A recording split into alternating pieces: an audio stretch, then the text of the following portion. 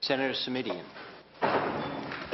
Thank you, Mr. Chairman. I'll try not to repeat comments that were made earlier. I want to just toss out a couple of comments because I hope that folks will have the opportunity to respond to them in their remarks, and that may help limit my questions later on if I can put some of these issues out here now.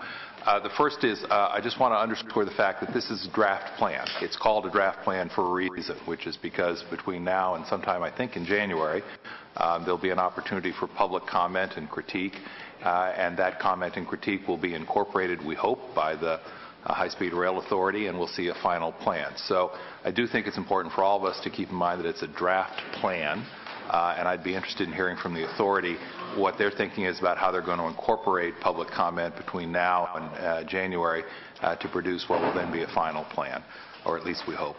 The second is on the issue of the dramatically higher cost. On the one hand, on the other hand. On the one hand, it can't help but be a matter of concern. On the other hand, I think, frankly, the authority deserves some acknowledgement for having attempted in this effort to get real about the cost of the project. So I'm in an awkward place because while I'm troubled by the high cost, I really don't think I can beat the authority up for finally trying to give us a number that's a little bit more real. I do think we're going to have to talk about how that number can be realized and whether or not the project merits an expense at that level. But I do want to say I'm glad to see folks really trying to get serious about what the cost of the project is going to be. I think that that's been a significant concern for a number of us over the past couple of years. Third comment I would make is with respect to what you described, Mr. Chairman, as the blended system.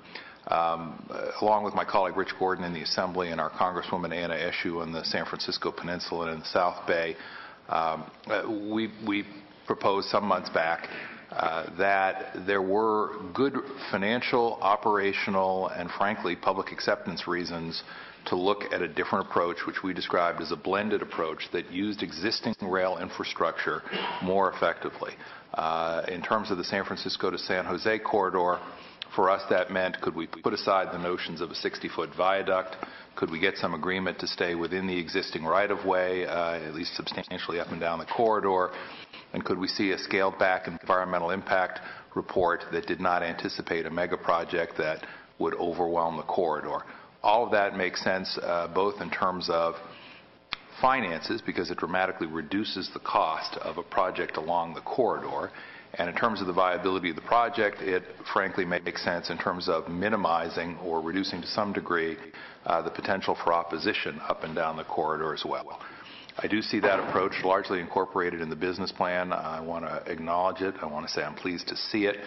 To your point earlier, Mr. Chairman, that, in my view, though, that doesn't mean the conversation is over. It means now the conversation can begin because we have a more sensible plan before us. Here are some questions I would like to make sure we address in today's hearing. Proposition 1A has been referenced many times over the last 3 years by the authority as the reason we have to do it this way or that way. Fair enough.